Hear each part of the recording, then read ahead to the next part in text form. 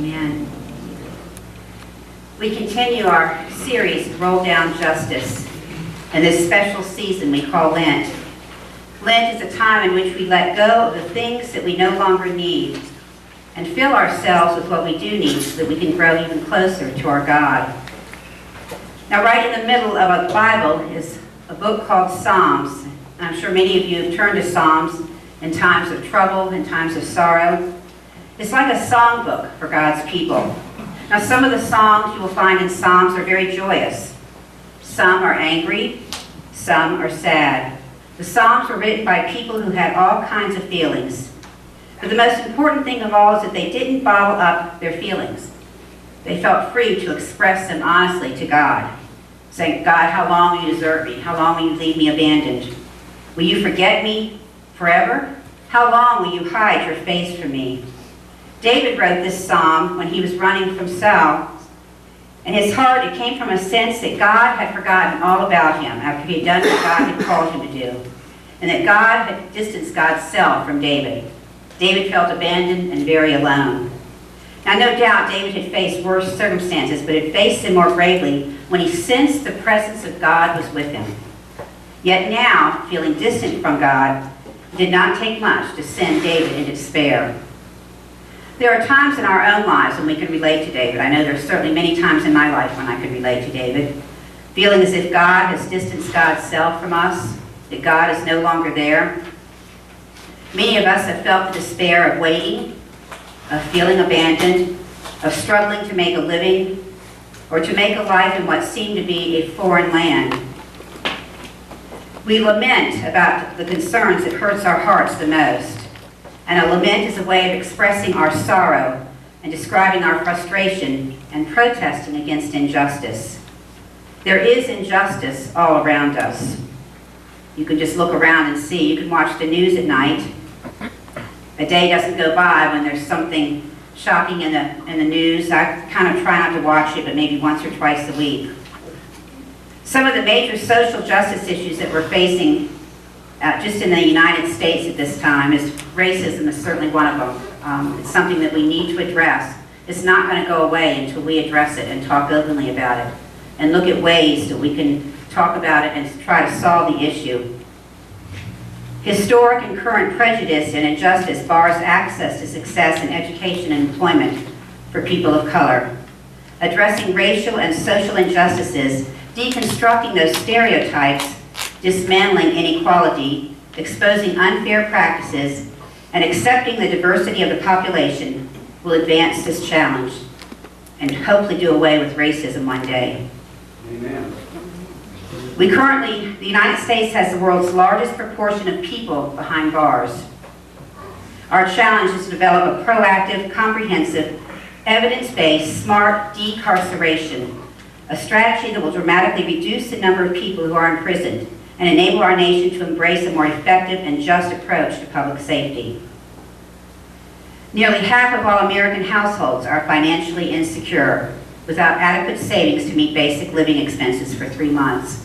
They always tell you to have 3 months living expenses in a savings account. Anybody hear that when you were growing up? We've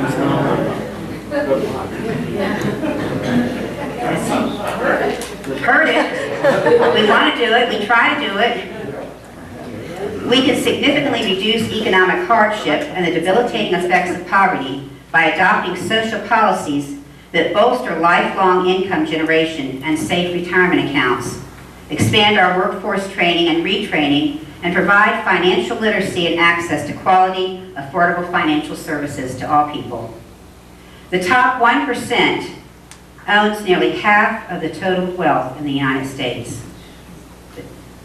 The top 1% owns half of the total wealth in the United States. That's just vulgar. While 1 in 5 children live in poverty, I think it's more in that in New Mexico.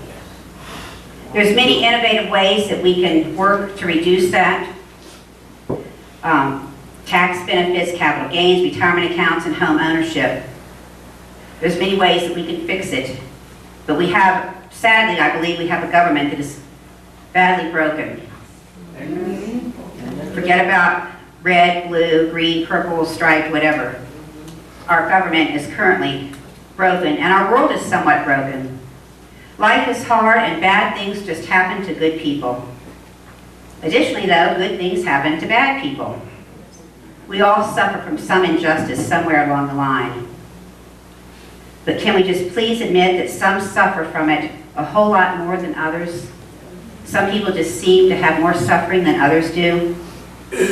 But can we, as a faith community, demonstrate the compassion and maturity necessary to acknowledge the struggles that our friends and neighbors of color face? Can we admit that being gay, lesbian, bisexual, transgender in America is hard? Sure, it's gotten much better, but it's still hard. Amen. Amen. That our prison system is unjust, our legal system is broke. Those that can afford a private lawyer usually get off, while those that cannot afford one end up doing hard time. As the people of God, we are called to be in conversation around these issues and ask ourselves, what are we able, willing to do to make a difference? What can we do? God's not asking us to save the entire world, just some small portion of it in our area, in our neighborhood, in our community. And if God calls us, I believe that God will be with us when we carry out what God has asked us to do. Amen.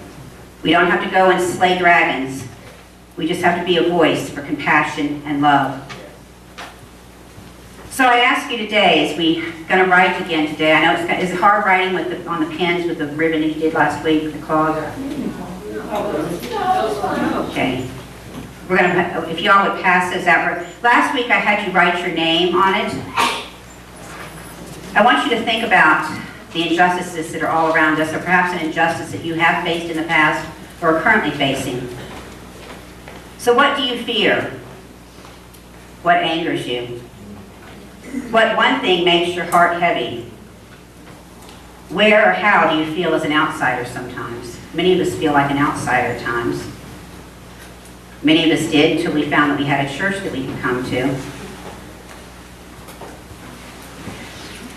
During these weeks of Lent, we will be contributing to the waters of justice each week by writing words on strips of cloth that will add to an ever-flowing stream. We'll hang it someplace in the next couple of weeks. So today, I want you just to take a moment, and I invite you to write words that represent an injustice for which you feel particularly angered or concerned about.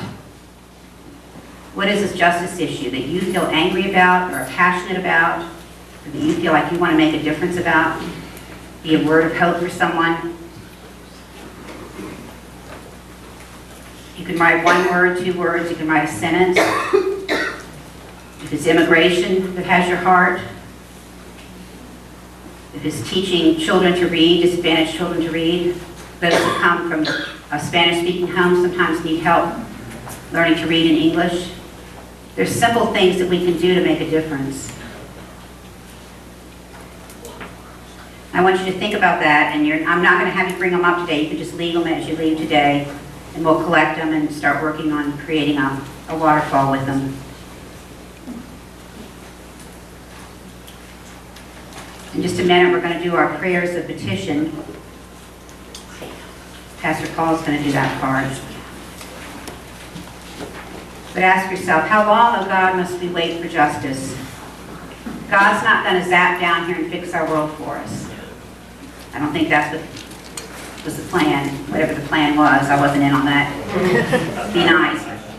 I think we were given the freedom of this earth, this planet Earth, and it's up to us to look at ways to solve our problems, be it global warming, immigration, poverty, homelessness.